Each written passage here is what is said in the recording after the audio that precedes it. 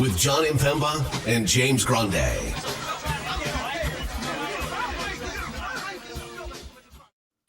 What is going on, everybody? Jon Impemba here with James Grande. Welcome into the Fantasy Alarm NBA DFS Playbook Show. We got 10 games here on a Wednesday. James, we have Milwaukee versus Indiana for the fifth time this season. They are running it back. They're wasting all the good matchups here, James. Right now, granted, they face each other in the in-season tournament, so that adds a little bit to their meetings. It wasn't a scheduled 5 times. You know, they had to get to the finals or to the eastern side of the finals there for the in-season tournament for one of those matchups that happened here. But nonetheless, another super high game total here between these two teams. We're waiting on the injury news for Chris Middleton, who is questionable to play here today. But that is just one of the high game totals that we have on tonight's slate, my friend. Yeah, and we've seen this before. What's going on, Albert and everybody else?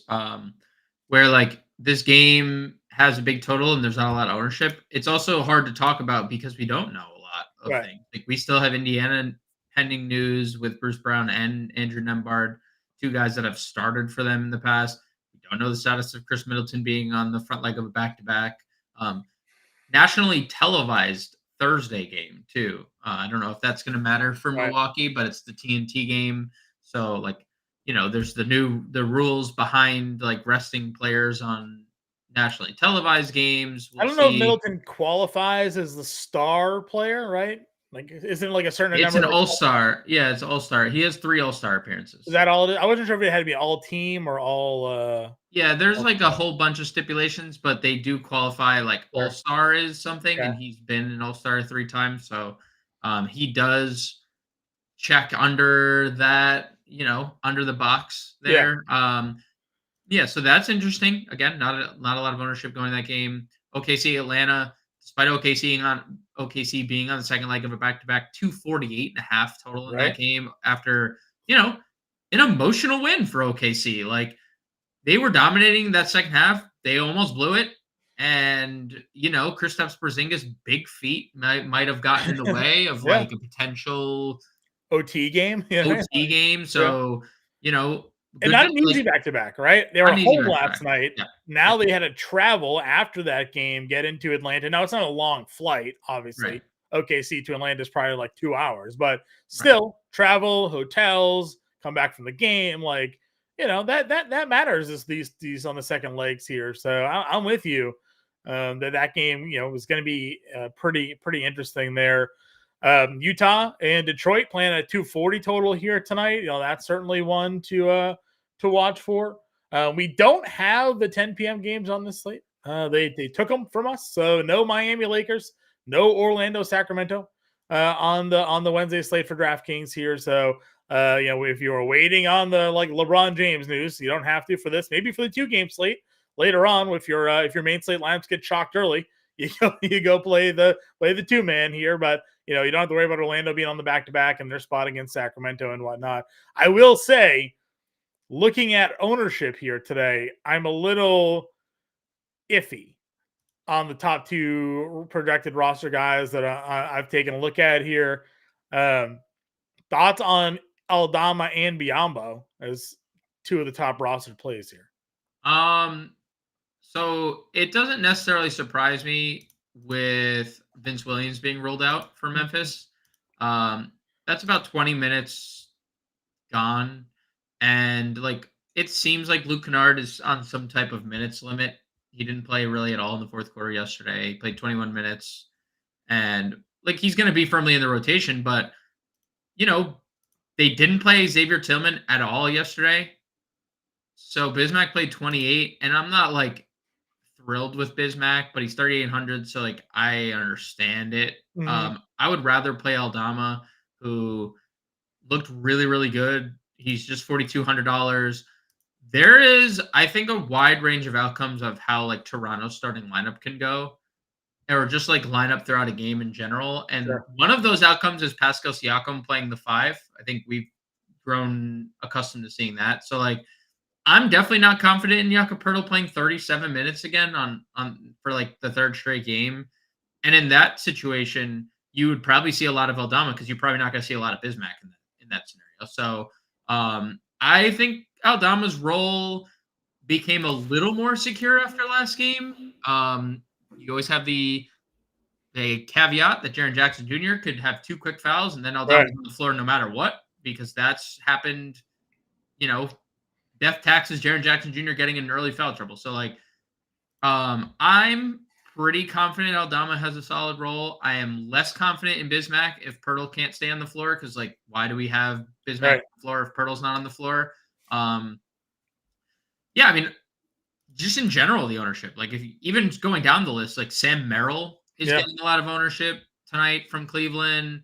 There is Tristan Thompson is getting ownership, and that's assuming. I mean, he's gonna play the backup 5, but assuming. Yeah, did that thing about blowout? Is that just what? Yeah, I mean, I could assume or just it's Washington.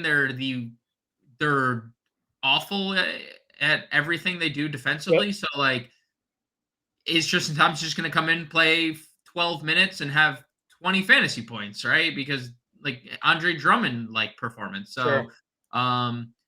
The ownership, the value in general right now is a little bit sketchy. Yeah, I mean, the top priced rostered player is Donovan Mitchell, right? So you and I talked about this last night. We saw the Donovan Mitchell price. We saw the Wizards matchup. We're like, ooh, 9,500 for Donnie Mitch. That feels pretty good here. And he's a guy that's getting all the love when it comes to top price spend ups on this slate. And a lot of the Cleveland guys obviously are getting some decent rostership here. Luka is the second highest priced rostered play. Is that surprising to you at all in this matchup against Portland? It is, for sure. Because you have Halliburton $1,300 less sitting right there in the Milwaukee matchup, right? So I don't know. I'm never surprised that Luka gets ownership, because even with Kyrie back, he's 6 for 20 from the floor, doesn't play the final 7 minutes of the game. He goes for 50 because he has 14 assists, and that just goes to show you what they can do. What Dallas can do with a healthy team. They can space the floor. They have he has a good roll man and Lively. So a little surprised, not surprised that people play Luka, but that they would rather play him over Halliburton or SGA or Trae Young or So it is a little bit surprising in that aspect for sure. Right. Especially with Kyrie Irving back, I thought that was a bit interesting. Now, if Chris Middleton gets ruled out, we'll just look at the point guard position. Where does Damian Lillard fit for you in the mix of Mitchell, Booker, and the top guards we just discussed? So it's going to be hard for me personally to get away from Donovan Mitchell. Okay. That's something that I haven't really wavered on today. And I'm letting you know, just like he let us know with his tweet or tweets. He hasn't tweeted it yet, though. Oh, not playing. Hot take. Donovan Mitchell. I'm just saying that he hasn't tweeted. You still got the noties on? Of course I do. I have the noties on now all the time. Okay. For Donovan Mitchell. So he hasn't let us know yet that he is playing, but it should be coming here any moment, I would imagine, because this is around the time that he lets us know. So I haven't really wavered there. Dame is obvious. So it's obviously a super elite matchup, right? Yeah. It would be something if this was Giannis ruled out. I would say he'd be probably the top per dollar play of the slate. Sure. Just instantly go to Dame. Now you remove Chris Middleton from the floor. The top usage bump goes to Dame over Giannis. 3% to Giannis, 3% to Dame, 2% to Giannis. There's a solid DK point upgrade. Dame goes up to 1.34 fantasy points per minute, which again, super elite for an $8,800 player. Right. And the matchup is tremendous. I will say Indiana doubled Giannis all game. And I talked to you about it on the show last night. Yeah. That led to all the assists from Giannis, which we've seen a couple times this year, where he gets doubled, he kicks out, all the assists. If that happens and it's Dame one pass away and Dame's making shots, then he could go for 50 actual tonight. So in this pace environment. So I mean, he's up there. He hasn't had a lot of great success against Milwaukee. I mean, against Indiana this year. Obviously, just went 3 for 16 shooting, 1 for 9. He had a 47 fantasy point game, but he played 42 minutes in the in-season tournament there. So, he would definitely need to be a bit more efficient scoring the basketball against them. I don't know if that's because, they didn't have Bruce Brown last time out, so I don't really know who the man is guarding Damian Lillard that's sort of keeping him in check here a bit. But loving the 38 minutes, you got to think he hits more shots. The peripheral numbers are fine. 7 rebounds, 5 assists. That's great, but you got to get him the 20 plus actual here, for that. And if Middleton's out, like you mentioned, the $8,800 price tag is, one of the cheapest tags we've had on him, in a little bit. Now, in that similar range, I talked to you all yesterday. I love Cade Cunningham. I think Cade Cunningham, even though they're 8-point road underdogs here, is a guy that even in games where they've been getting blown out, he's been going off lately. And then he's been the reason that they've been competitive in some of these games by himself with this run of 60, 60, and 56 here. So I like him at $8,500 if you're looking to kind of pivot down into that mid-tier range. Because again, kind of looking at some of the early rostership on these guys, when you're spending up for Donovan Mitchell and Luka Doncic, you're not really getting, to a Cade Cunningham who's chalking in around 10% tonight. Yeah, I'm perfectly fine getting to Cade. He's had massive ceiling. Ran into a really tough Houston team, couldn't make a shot. You move on, and it's obviously still had 10 assists in that game, by the way. 10 assists, and you just move on, and you chalk that up as a bad game, and we head to Utah, and it's obviously a really good paced environment. Both teams play fast, so no problem getting to Cade. Also, we didn't really touch on after Luka, SGA, I think is in a really good spot. Trae Young, conversely, coming off of 40-point double-double. Halliburton is the cover of Sean's playbook today. He had a monster game the other night, and then on a game where he didn't make threes, and that's kind of been Halliburton's MO this year, where the deep threes and the assists. So that whole tier also super, super elite. Yeah, the last 2 games for Halliburton, he's only 3 for 17 from 3, but he's giving you 70 and 58 fantasy. So you add on, the usual 3 or 4 threes made in those games, and now you're looking at maybe 80 and 70 fantasy points in those 2 games. So 100% in agreement with you. I did 6 or 7 underdog battle royals tonight. Was fortunate enough that I had Luka and Halliburton in all of those lineups. They're just the way nice. I couldn't get the number 1 pick. I was never able to get Giannis tonight, so we'll see if that's what ends up doing me in or not. But I was picking second or third in every draft here today. So I did 2. I had the same pick and the same start both times. What'd you do? I had Donovan Mitchell, Trae Young in both starts. That's a good start. It just I do 2 drafts, so you get 6 pick. There's just nothing you could do about it. I also had collusion in one of my drafts. Did you? Yeah, Seth Curry went number 2 overall. So okay. Very well. You know what? That happens. I think their cues. I don't know. He went. Maybe it was Seth Curry, because he went Seth Curry, Kyrie Irving in the first 2 picks of his draft. Okay. Hey, benefits me personally. It definitely he's definitely drafting with somebody in that room. There's 90% chance that they look at those, they review that, and that league gets tracked. That guy, yeah, good stuff. Let's see. When they look at your line, you're like, how did he get these guys? Yeah. No, so I'm with you there. Mid-tier guys, we go past Cunningham. Kawhi came back. Harden still gave us 43 fantasy points, 31 minutes in that game. If that game's more competitive, they got rid of it, man. I only have 1 draft now. They got rid of it. Did they? Yep. I only have 1. I haven't looked at it. It's gone. I told you they were definitely going to get that draft. The other team is dead. The other team's dead. Yeah. I knew that. 100% knew that was going to happen there. That's awesome. Because it probably got reported immediately that there's collusion going on. So again, Harden had a really good game the other day with Kawhi coming back. Do you give him any looks here against Phoenix? Yeah, he lost out on time too. He had played 40 minutes in back-to-back games and played 31. So you figure if he plays an entire fourth quarter, look, the Clippers are firing on kind of all cylinders right now. They're going to be a tough team to beat. That's going to be one of the most fun games of the night. Clippers Suns. So if you want to play Harden, you can. It's obviously I think I prefer Cade. Sure. So in most spots, I'd probably pay down. I think even like going down further, like I prefer Bradley Beal at 6,900. Do you play McCollum here tonight? CJM. Yeah. So I was looking at it, and you and I like speculated Zion was gonna sit on a back to back. No reporting on it. There was a back to back he played in early December. So I'm curious if we get a late reporting, because they put out their injury report and Zion was not on it. Trey Murphy was on it.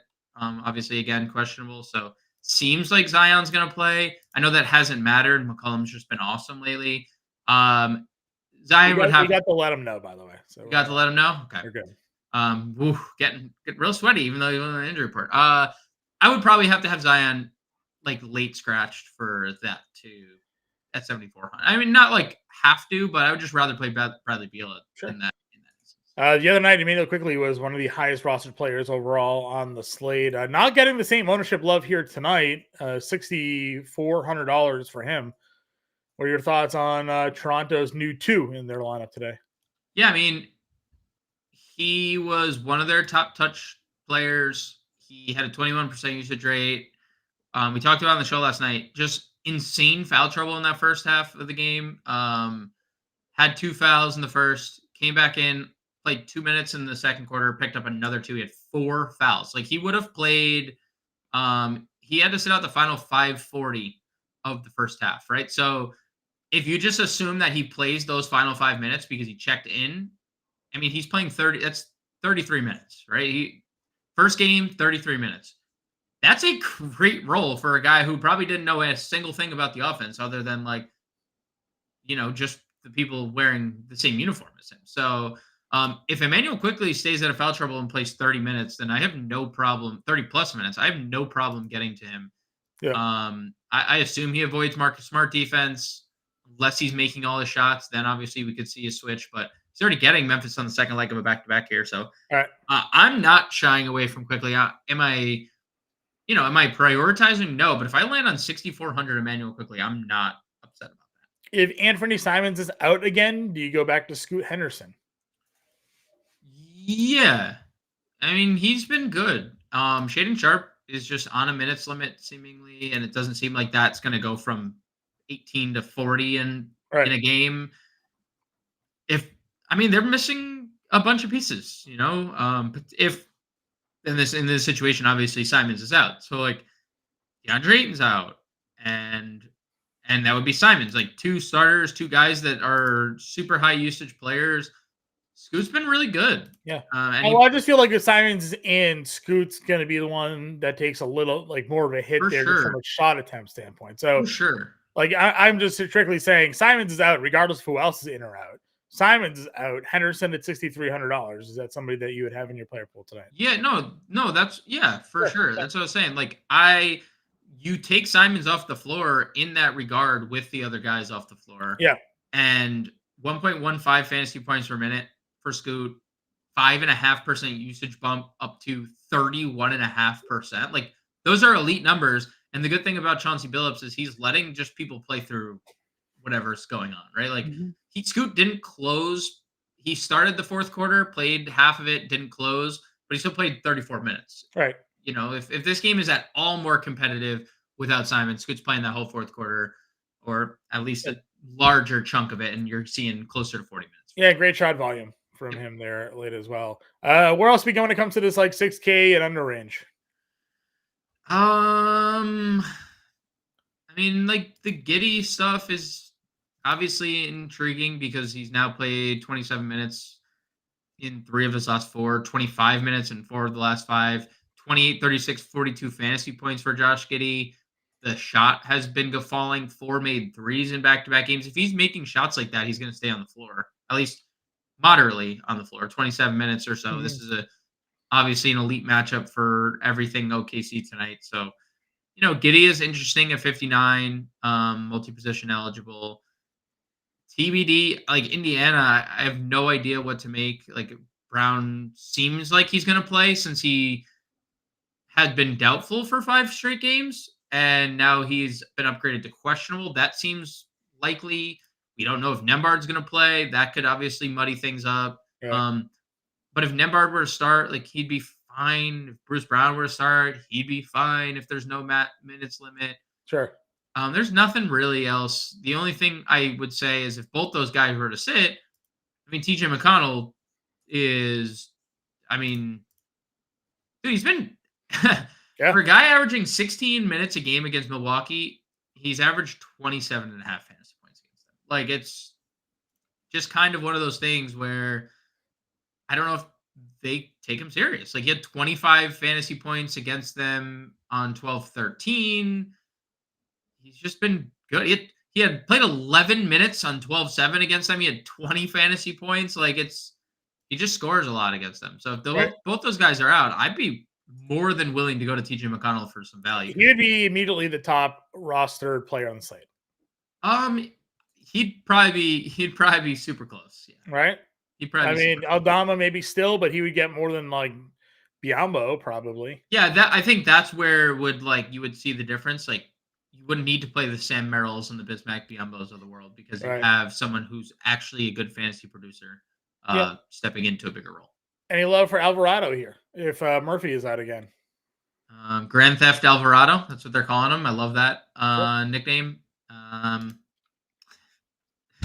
Dude, he's just so good. He's just so good. He's so annoying to watch. I'm sure he has to be the most. This has to be the most annoying team to play in the NBA. Sure, just defense after defense. Oh my god, him, Herb, forget it. Nance now like second unit. That second unit is horrifying. Yeah, he'd be okay if Trey Murphy was out. Yeah, again, 20 minutes. Yeah, Trey Murphy's out. Under 4K, not a bad punt play there. Over at shooting guard, a lot of guys we've discussed already. Anybody we haven't yet talked about that you'd find yourself interested in?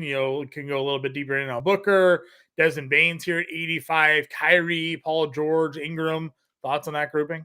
I mean, yeah, I think there's definitely a case to be made for Devin Booker. I mean, they're just like, I get he has been bad, subpar. Peripherally, he was fantastic last game, and he's been kind of that without Kevin Durant this year. There's something to be said about Kevin Durant not being on the floor here. Like, there's obviously Bradley Beal's here, and he played 34 minutes. There's no limit. There's obviously the 34 minutes probably go to like 37 tonight. We're probably going to see Bradley Beal play like his highest ceiling, like get to his ceiling of minutes. Like Devin Booker's an elite basketball player who is going through like a 2-game rut at 35 3 games ago, and now again you're just removing Kevin Durant from the floor. Yeah. So I'm not just gonna shy away from Devin Booker because of a bad 2-game stretch. And he's not really getting any ownership, so he has a high ceiling.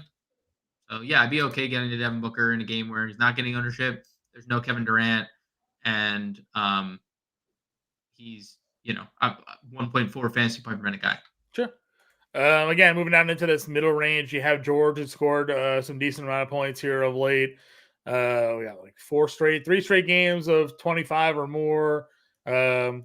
Just consistent as is. Now, you're not getting 40 fantasy points out of him, but maybe a matchup against Phoenix can bring that out. Brandon Ingram, tougher matchup, but he's obviously been pretty good outside of that game against Brooklyn where they had a blowout and just 25 minutes for him there. DeJounte Murray coming off of a ceiling game. He gets that high game total matchup against the Thunder. What are your thoughts in this mid-range? It's not something I'm really particularly interested in, other than maybe Chris Middleton if he plays. This is a great spot for him. We just saw it. He was good. He wasn't great. Like the minutes, obviously. The price is still fine, 73. Was in foul trouble, had turnovers, but it's an overall good matchup for Middleton. That would probably be the one guy I'd get to here in the mid-tier. Okay. Then under 7K, Jalen Green at 7K on the dot. We've talked Bradley Beal already. Bogdan at 66. Karis LeVert 64. RJ Barrett 63. Favorites in the 6K range. I mean, LeVert minutes limit maybe gonna continue to get to 30. That would be obviously ideal because he's not being priced. He's not really giving us any like leeway on the price, and he's been super up and down. 43, 14, 44, 17, 41, 31, 24. Like it's been super inconsistent with the production. So you love the matchup. You love the position eligibility. So Karis LeVert for tournaments.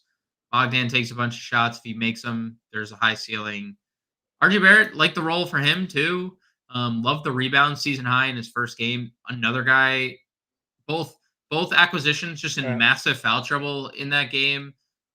Have to assume Barrett plays 30 plus minutes nightly. Was good for them. So, it would be, this is more of like a tournament, a big tournament tier for me. Okay. Under 6K, guys that are popping off to you. You have the Clarkson at 6K, who went for the triple double. We kind of passed by Ivy last time out, but he's at 6K there as well. Matherin obviously went through, broke the slate. You were in on him. You called him out, played big minutes, but we're waiting on Brown and the Nembar news here, right?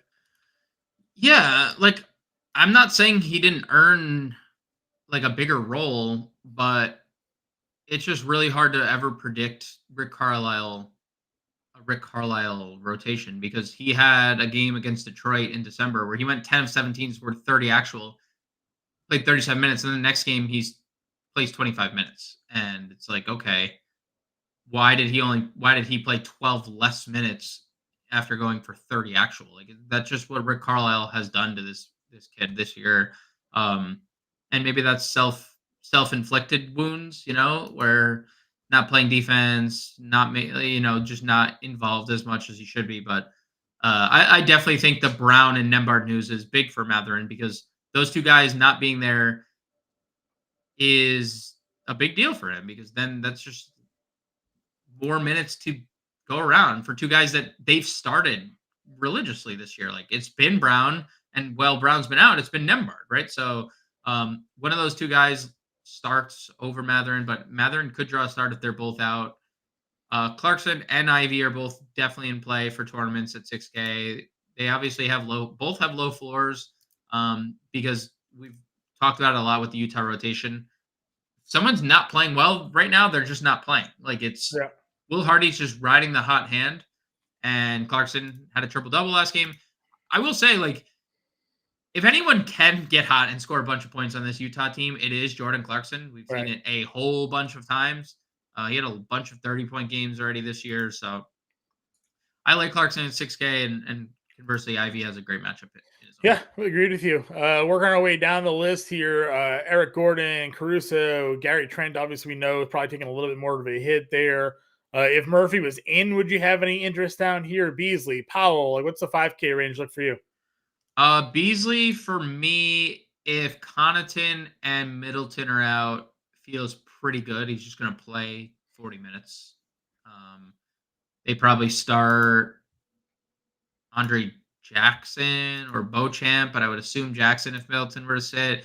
And that's just like one less guy that's willing to take a shot. So Beasley shot volume should be good, and minutes will be definitely secure. So if we see the Middleton and Connaughton news as out, Beasley fine. I don't really have much interest in the other guys like Murphy. Like 5,400 is a fine price, but I'm pretty sure this is the same knee as the meniscus injury. So, like, I could see a scenario where he comes back and is like low 20s, because they're just like, all right, well, we don't want to re-aggravate. We just gave you $140 million, and your meniscus teared knee of last year is now aggravated. I don't think we want to push you. So I could see if he comes back, he'd be limited. So I'd probably be out there. The only other guy I would really have interest, like, floating around this 5K tier would be Ayo Dosunmu if Patrick Williams were eventually ruled out. I know Kobe White is probable to play. Sure. But Patrick Williams played 10 minutes, is listed questionable with right ankle soreness. If he were to sit, I have to assume Ayo would start. That's just seemingly what their rotation has been. That would be a small lineup, but they don't really have many other options. I guess they could technically start Dalen Terry if they wanted to, which would be a whole nother discussion, because he's been like kind of a zero fantasy guy until yesterday. So, of course, recency bias probably puts Dalen Terry like firmly in play if he were to start and Patrick Williams were out. But Ayo would be somewhat interesting because he's been playing a pretty big role lately without Zach LaVine regardless. Sure. Other value plays that you have down here, obviously Luke Kennard, Alec Burks, two guys we discussed. Eamon Thompson played some more minutes. the other day. No Tari Eason tonight for Houston could make an impact there as well. Yeah, I think that is really an interesting part of this slate, the Houston value, because what do they do without Tari Eason? Like, Jayshawn Tate's going to start, and he's going to probably play big minutes because that's just what Jayshawn Tate does when he starts. He had 21 fantasy points, 16 actual, and fouled out in 26 minutes. Not that it mattered because they blew Detroit out of the water. But who gets the extra run? Is it Reggie Bullock? Is it Amen Thompson? Is it Aaron Holiday in a small ball-ish lineup? Like, there's a lot of questions, but I do think maybe Amen Thompson played himself into more run, considering how well he played in that Detroit game. It's definitely an intriguing value, not one that I'd probably single bullet with. Probably not something I would use in single entries unless we were like definitively told by Udoka that like Amen Thompson's going to earn more minutes. Chris Middleton expected to play. Okay, there you go. Well, we almost kind of figured that might be the case, knowing that tomorrow they face San Antonio, so an outside conference matchup. So good. We like Middleton tonight, that's for sure. Yep. So yeah, Burks and Kennard probably here at 44-43. I think Kennard. I know. What is it about Merrill people are in on tonight? That's what I want to know. He played over Craig Porter as like their backup guard off the bench. He's earned minutes. They like his versatility. He can shoot the ball. Obviously, he can really shoot. Yeah. That is for sure. He can definitely shoot the ball. 45% from three this year. He's 3,400. If he were to do exactly what he did in the Toronto game, this game, I mean, he pays off in spade. He's 23 fantasy points at 3,400. Now, he took 11 shots in 17 minutes. He took 8 threes in 17 minutes. It's not a bad pairing with Donovan Mitchell. You put him on the floor with Donovan Mitchell, and Donovan Mitchell, who's been point Donnie, we know, like, has a lot of assists lately, draws a lot of attention. Merrill's going to get open looks playing off Mitchell, but, man. I guess it's like Burks, Merrill, and Kennard are all similar plays. Right. The difference is one of those guys is $1,000 cheaper than the others, right? Like, yes, Burks probably could play mid-20s minutes and it wouldn't surprise us, or upper 20 minutes. But also we've seen his minutes like fluctuate where it's been like low 20. I mean, he played 19 in their win, right? Luke Kennard, this is his first back-to-back after missing a month and a half, 20 and 21 minutes. He played really good minutes in the first half of both the last two games, 12 minutes in the first half. But you see what happens in the second half. He plays one shift, 9 minutes. You're on a limit. Will that limit go up because Vince Williams is out? Maybe. He's a really good floor spacer. He's been really good in the two games. I understand what people are saying. Like, if Sam Merrill comes in $1,000 cheaper on a slate with no value, I mean, he's literally $1,000 cheaper than the guys that do the same exact thing as him. So I get it. And I think there is a small chance Cleveland blows. What if Cleveland blows Washington out? Sure. Is Sam Merrill not getting? I feel like Sam Merrill is probably getting some blowout running that. Yeah, you think so? I mean, the Cleveland's 9.5-point home favorites here, so certainly could be done.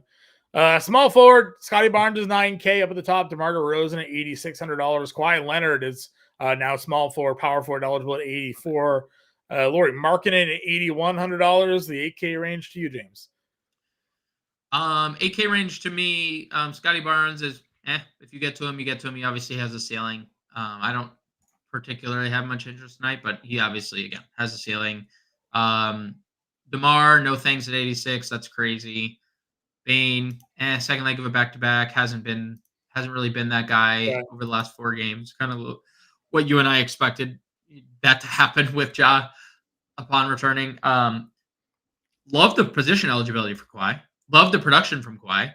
Love that he played 20 first half minutes after they said, yeah, well, he'll be limited. And then game flow happens. He plays 20 minutes. Like, yeah, probably should have not done that, but didn't need to push him at the end of that game because it was a blowout. If this game is competitive, which, we think it will be, he'll play upper 30 minutes. That's what he's been doing. So love Kawhi 84. He's been their best player. And Markkanen is a wild card because he has a massive ceiling when his shot's falling. He's an elite offensive player. Just, it's like pegging a good Laurie game is very hard. Because, like, not to say these were easy spots in Miami Dallas, but he had been really good for 3 straight games and then just kind of fell off a cliff. And Miami's a tough matchup, but hasn't been necessarily for this year. And Dallas, I mean, unfortunately, he wasn't bad. He just played 25 minutes because Jordan Clarkson and Simone Fontecchio made every shot they took. And those breaks, John, Right. So I'd be okay getting to Laurie. I think this is a good spot, 240 total. He's home. Yes, Detroit. And when the shots falling for Markkanen, he snowballs into big offensive output. So he would probably be my favorite tournament play from this tier. Kawhi probably the safest of the bunch. Sure. Moving on down into the next range here, 7K. Jalen Williams on the back-to-back. You can go Middleton if you'd like. We have both Bogdanoviches here. A lot of guys we've talked about already. Anybody we haven't discussed yet at small forward that are kind of in your player pool tonight? Nope. Denny, probably next name I'd get to is Denny. Okay, what about Denny do you like tonight? I mean, I like that he's gone for 40 and 52 fantasy points the last 2 games. It seems like his role is kind of solidifying here. The rebounds have been really nice. These are like the rebound totals. Remember last year when he started to he started rebounding the basketball like an insane clip. The scoring has been there for Denny. I'm not prioritizing Denny Avdia, but I do think he's fine for tournaments, especially if you do think Washington keep this game close. Sure. Moving our way down into the value tier, then if Bruce Brown is in, I think you probably talked about him at point guard, but would you give him a look tonight?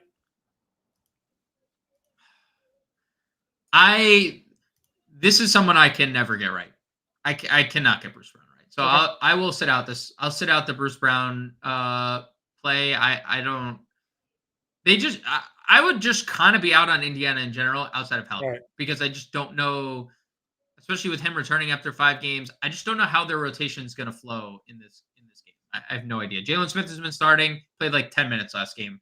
Aaron Nesmith missed all his shots. He only played 27 minutes. Obi Toppin played 29 minutes last game after he was like basically out of the rotation. Like it's just impossible. And now you add maybe another guy who they signed to a big contract in the offseason. Like forget it, dude. Yeah. I would almost be totally out on Indiana and guys not named Halliburton. Sure. Moving our way down, then obviously down the list, there's more Indiana guys. I guess we won't discuss too much in. What about Josh Hart tonight at 54? He would probably be my second favorite Nick small forward option. I think OG at 56 would probably be the better. Would be my priority of the two. Okay. OG started, played 35, got fouled out of that game. Room for even more minutes. The role was good.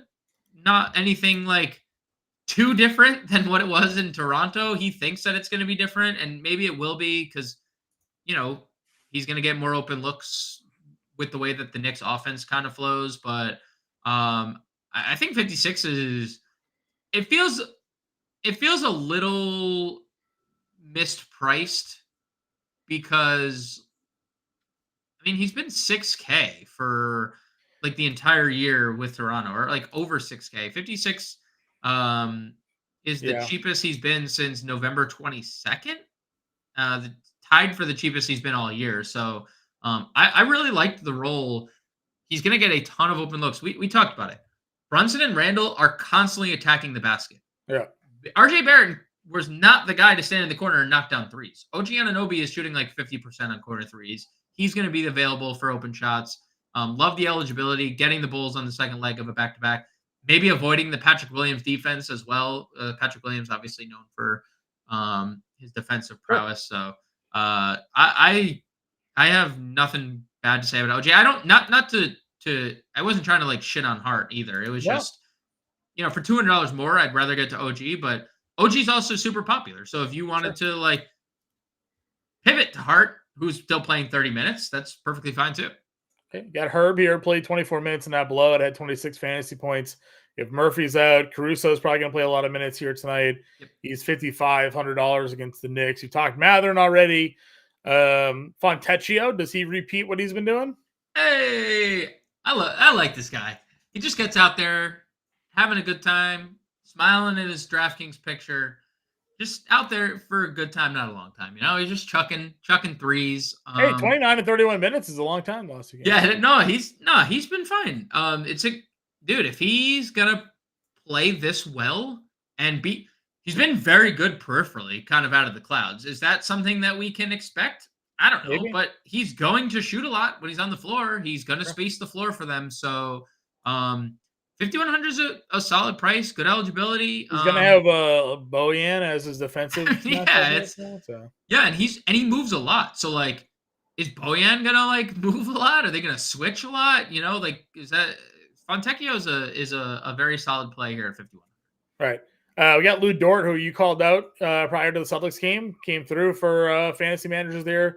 Only 9 points scored, but I love the 14 shots. Didn't hit any of his threes. Gave you defense, gave you some rebounding, and they're going to need him tonight against the Hawks. Yeah, and gave you the minutes, right? On top of all of it, 37 minutes. We'll see if that 37 minutes happen on a back-to-back. Sure. Last back-to-back, he played 27 on the second leg of a back-to-back. Earlier in the year, there was a back-to-back. He played 23. I know there was a massive blowout in that game. So, it's hard to, really quantify. 26 minutes on a back-to-back against Detroit earlier in the year. We know one thing about Mark Dagnall. Clearly a good coach. Does not care about minutes, though. It's Shea playing whatever minutes he wants, because what is he going to tell Shea? No, get back to the bench. Shay's going to be like, dude, are you serious? You know who? I might win the MVP based on voter fatigue for Embiid and Jokic. Everyone else's minutes are not secure on a night-to-night basis. So, I talked about I like Josh Giddey, but I don't know if Giddey's even going to play enough minutes to matter. It's just kind of feel the same way about Lou Dort, where Lou Dort played 37 minutes last night. Who's to say Lou Dort plays 20, 22 tonight, 23, right. 24, and they play 12 guys tonight. They played 11 last night. 11 guys played 10 minutes. It's that's OKC in a nutshell, and a back-to-back doesn't get any better for them on a back-to-back. I agree. Move on over to power forward here. Giannis is your top price power forward. He's $11,900, as we talked about. When it comes to ownership tonight for this slate, you'd think, Giannis is, he's been killing these guys. He's getting 77 fantasy points the other day. How do you not play him?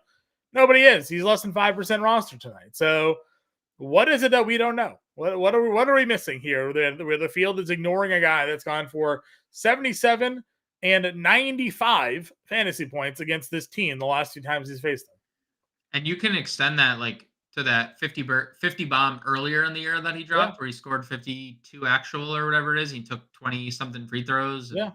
I mean, I don't have a particular reason as to why no one's playing him. They have no answer for him. They have no answer. Again, they doubled him all last game. They changed up the strategy, and he still went for a 30-point triple-double. So it's not like that necessarily matters. Right. He plays massive minutes as well. I don't really know, other than it being a price thing and people not wanting to play Sam Merrill. But in that regard, Luka's getting a lot of ownership at 11.5. So, I'd be perfectly fine. Listen, getting to a low-owned Giannis is not a bad feeling, right? When you're averaging 75 fantasy points a game against the team that you're facing, and in a 4-game sample where you've only gone under 70 once. So yeah. I don't know. The Luka versus Giannis thing was what was been confusing to me. Now I know there's probably some value at power forward that we're going to get to that people like the Aldama play, and maybe that's why people are going more towards the point guard spend up than the power forward spend up. But you can also play Giannis at center if you wanted to. There's definitely different ways to put him in your lineup. Below him, you have Julius Randle at 89. You got Siakam at 82. Guys we haven't discussed yet already. Kuzma. Towns is a really good price tag tonight at $7,800. Outside of Giannis here, what's your thoughts on the top half of power forward? Not much. I mean, we mentioned Kawhi and Markkanen. I don't have a strong conviction on really anybody. I think Randall is priced appropriately. I don't think he's going to have 0 assists again, but maybe that's something that we're gonna. No, he's too good of a passer. He's averaging 5 assists a game. So like, there's gonna be obviously some positive regression there. But is he gonna score 39 again? Like that's Right. obviously hard to predict. Siakam, coming off 2 monster games in a row. Honestly, 4 straight really good fantasy point games. Getting Memphis on a back-to-back is not a bad thing. He plays monster minutes. If you want to get to Siakam, by all means, he's going to be lowish owned. Towns, really good price. Kenny stayed of foul trouble against New Orleans. He's averaged about 40 fantasy points a game in 3 meetings against them. Same feeling about a Zion. Like, Zion's fine, a 78. Really tough matchup overall against the Minnesota defense, especially with Gobert meeting him at the rim. So I know Zion actually torched them the last time they faced. I think he had 36 actual. That game came right after the Stephen A comments. And then Zion went nuclear against Minnesota. So like, he has that in his mind, but this tier is very like, when I think the really interesting tier, I have 2 guys that I'm really intrigued by in the 6K range. Okay. What's your 6K range tier then? Well, Jalen Johnson, first and foremost. Sure. I think he is, and the ownership kind of backs it up too. I love Jalen Johnson. I mean, I've been talking about Jalen Johnson since like the preseason, and Right. He's parlayed himself into just like an insanely monster role. 24 and 13 for last game in 37 minutes, 16, 15 and 4 in 35 minutes the game prior. Just massive minutes, up-tempo game, massive total. Not the easiest spot. Jalen Williams is a tricky, like lengthy 4, even though he's a shorter guy. He has like a 7'3" wingspan. But Jalen Johnson just jumps out of the gym. And if he's gonna rebound this way, dude, like he just has infinite upside because he's also good in the steals and blocks department that he hasn't really showcased since returning from injury. Mm-hmm. He's averaging a steal and a block per game. Haven't gotten that combination yet. And I do think Jabari Smith is a little bit more interesting because the one thing we know about Jabari Smith and Alperen Şengün on night-to-night basis is that we always have like the awkwardness of Tari Eason potentially cutting into Jabari Smith or Alperen Şengün's roles, and we don't have that tonight. So I don't dislike Jabari Smith at 68. They're down 2 like of their top 6 players in the rotation, and Eason and Dylan Brooks.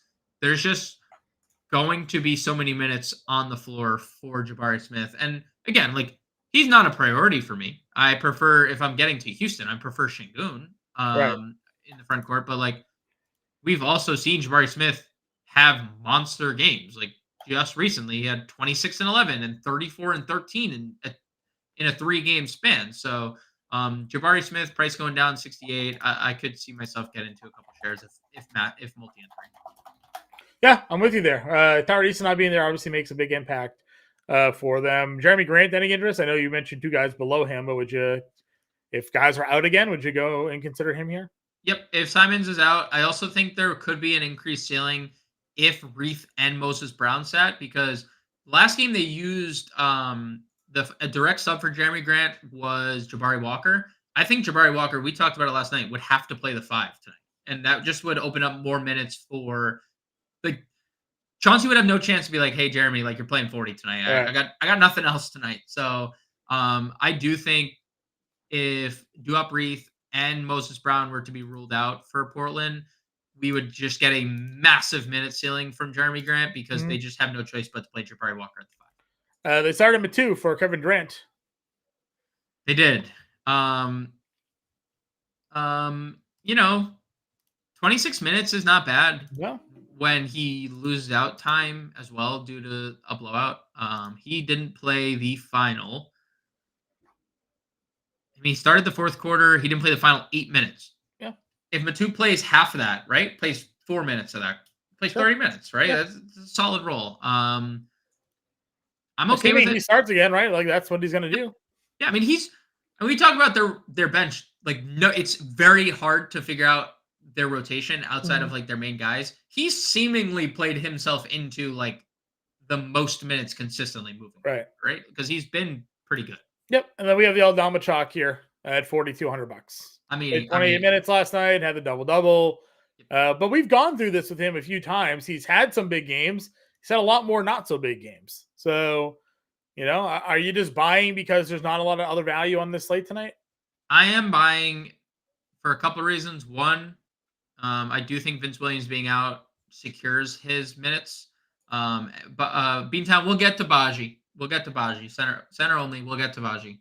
But I think Vince Williams being out obviously helps. I think Luke Kennard's minutes kind of being limited helps him as well. And I do think that there's a case like if Toronto just doesn't give Jakob Poeltl 38 minutes, they're going small. Right. If they go small, they're not keeping Bismack on the floor to chase Pascal Siakam to three. Right. Because Pascal's made like a bunch of threes lately. That just puts Aldama on the floor naturally. So we saw that's kind of what we saw last night at times where Jaren Jackson wasn't on the floor or Bismack wasn't on the floor. Aldama was on the floor with them. So I know what you're saying. 100% agree. It is a little sketchy. But he's coming off a double-double, 20 minutes last night. And, it was a competitive game pretty much throughout. The Spurs kept it competitive, played their guys' minutes. So I'm eating the Aldama chalk, power forward, center eligible. I'm playing him. And then at center here, again, we've talked to Giannis already, the dual position eligibility. You have Şengün at 89, and now we have Drummond at 84. Again, a little price bump as he continues to start here. Played 28 minutes against Philadelphia, had 11 and 17, and had the 30-minute game where it was Paul Reed, not Joel Embiid. He went for 15 and 23. So we've gotten 2 monster games. We've gotten 2 so-so games out of him. Now he's going to get a matchup against Hartenstein and the Knicks here tonight. Where do you think Andre Drummond lands? 0.6% ownership on Andre Drummond tonight, John. Look, here's the thing. You said it. You even said you gave him a hat tip last night about the foul trouble not being there against Joel Embiid. And he's playing against a guy in Hartenstein who's super aggressive on the offensive glass. Doesn't shoot a lot, but very aggressive on the offensive glass. He's also playing against Brunson and Randall, who attack the rim just relentlessly. So that's a little bit concerning. That also presents itself for a bunch of block upside. He's a good shot blocker too. And look at the steals for him as well. And the rebounding, even in tough spots, 17, 23, 16, 25. I mean, that's there. Yeah, right? That's there. That the rebounding, money in the bank, right? It's just the foul trouble, the scoring. Can he make his free throws? Because if he doesn't, he'll get taken out of the game probably late. Yeah. So he needs to make a couple free throws. I am perfectly fine if you land on Drummond, but if he doesn't give you 50, you're dead because he's 1%. He's 1%, right? That's where I think you benefit from playing 100 lineups. You can play Andre Drummond. If you're playing one lineup tonight, he's playing Jared Allen instead. Yeah, you're just playing Jared. It's just such an elite spot playing Jared Allen against Washington is just so bad. I got Sean saying his name is Nurkic when we were talking about Booker. Nurkic only played 25 minutes because of that blow, and he gave you 40 fantasy points here. So, three straight 40 bombs too. Yep. Really good spot. We know for a while we were able to just pick on the Clippers, at their center spot. Now Zubac's obviously been a little bit better, but still Nurkic in a really good spot at $7,600. Jalen Duran is someone I know that we like as well. He's got that Utah matchup at 69. Anybody that I haven't talked about in the mid tier that you're looking at? Not particularly. No, Duran was the only other name that I had. All right. The guys you mentioned. 6K range. Does Capella get any extra love tonight, or what's your feeling on that on him? Not with Ngakou back. I do think Capella's obviously had a good role. There's always the maybe a little revenge narrative. He's asking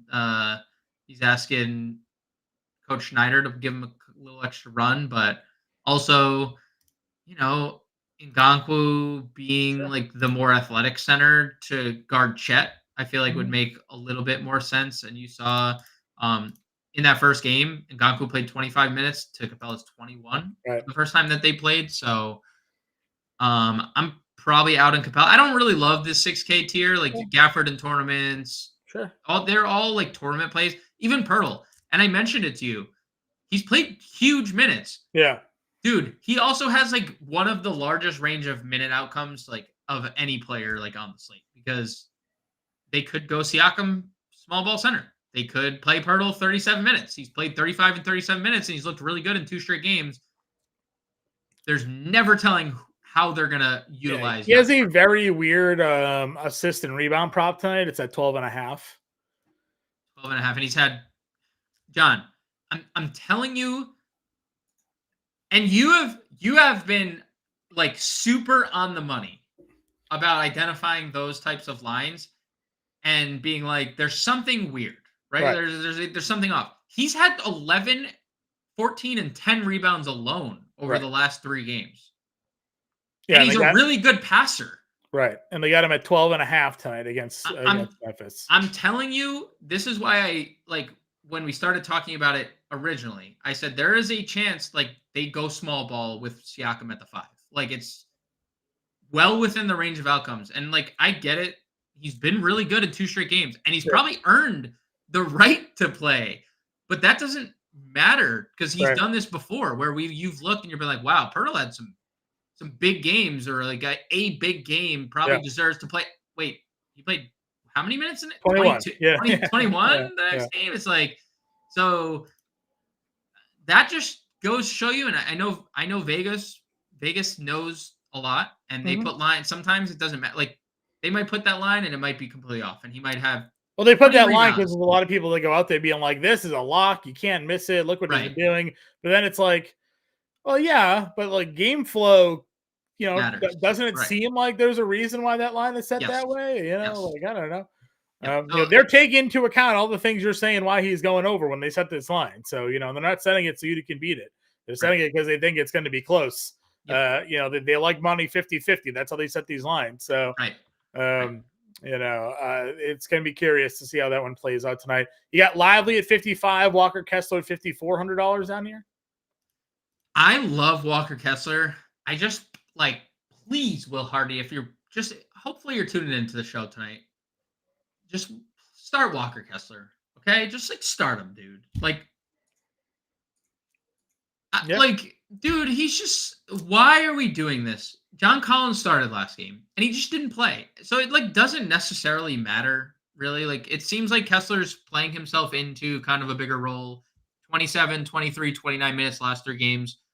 When he blocks shots, he has massive ceiling at 5,400. 5,400 is a silly price when he's blocking shots, but it's just, again, another Utah guy that I'm just like a little, I wish I knew the starting lineup and wish I knew what Will Hardy was doing on a night-to-night basis. Not saying he's a bad coach. He's just another one of those like rotation nightmares to like for us as DFS players to figure out.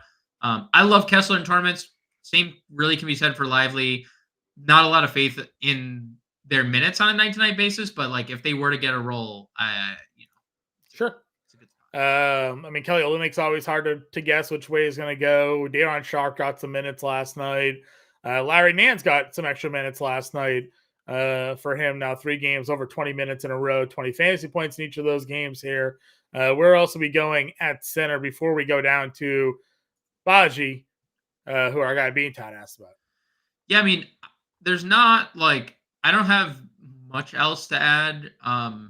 I do think it's interesting for Portland in general because Baji only becomes in play if, obviously, if Reith and Moses Brown are out. But like, if Brown is out and Duop Reith is in, would you play Duop Reith at 4,700? Like, what do you think the ceiling on? If he's starting and everybody's out, of course. What do I think the ceiling is? We saw the ceiling a couple days ago. Yeah, I just like. Do you think Reith would play in blowout too? Like, there's probably a chance Reith just like plays, right? Possibly. Never know what coaches are going to do at blowouts. Yeah, I know it's hard. Either way. We thought we knew how teams are going to handle blowouts like more often than we've been wrong. So yeah, that's true. All right, let's build a lineup. You are in on Donovan Mitchell. You said you had a hard time getting off of Donnie Mitchell here today. Yep. I mean, $9,500. I'm also like, obviously, I came around to the idea of playing Giannis too when we just see that no one's playing Giannis, which is like. I mean, nobody's playing Giannis and everybody's playing Donovan Mitchell. So you're either with the chalk or against the chalk here today because you can't play them both, unfortunately. Yeah. Playing them both gives you 4,700. You'd have to. Sam Merrill, Santi Aldama. Let's ride. Well, that's what you do, right? Aldama, Merrill, Burks, probably. Yep. This is all good. All right, like, okay, 5,500 a guard. Like, let's have a party. You know, like Luke Kennard. You know, Beasley's playing big minutes. You know, like there's Beasley's gonna play big minutes. Yeah. Yeah, Tate will play a lot of minutes still. Different ways to go. You had what was your OG 56? Yeah, OG, right? OG or Jalen Johnson, one of the. Oh, I was gonna play them. I was gonna see what the both look like. That's a $4,800 guard. Was that Kennard probably? Yeah, Kennard. Or Chris Dunn, who they just keep giving minutes to. I'd probably rather play Kennard, but yeah. I mean, if you want your Mitchell OG lineup, there it is. Superstars and Scrubby. It is very stars. You do still get Jalen Johnson and OG in that lineup, though. You do? That's not that bad. I mean, that's not bad. I like it better when OG was shooting guard, small forward. Yeah, sure. I agree. Because then we could shift, Giannis somewhere and get a center for something else. You could shift. I mean, you could just shift OG out and play Jalen Johnson, or just shift. Aldama center eligible. It doesn't really matter. Yeah, but just an example on it for everybody if you want to go stars and scrubs. Obviously, if you want to get rid of Giannis, you can, or Mitchell, you can. You'll have some more money to play with to build your lineups here. No love for RJ Cardinal. We do like RJ Barrett tonight. We like both RJ and Emmanuel quickly here tonight. So certainly can. The Prince saying OG at 63 on FanDuel. Good price. I don't mind that. For him, better defensive numbers production over on FanDuel. So the steals that he racks up, all work on over there. Sean Mitchell's got your playbook out. We'll be in the Discord there until roster lock. No live stream tomorrow. It's just 2 games. We'll have the previous show up, and then we'll be back for a full day there on Friday. If you want to find us, get us on Twitter. You see our Twitter handles right here on the screen, and then go find us in the Discord if you're a Fantasy Room subscriber as well. Like and share the channel if you haven't done so. Subscribe so you don't ever miss a live show. Good luck tonight, everybody. James and I will catch you all on Friday.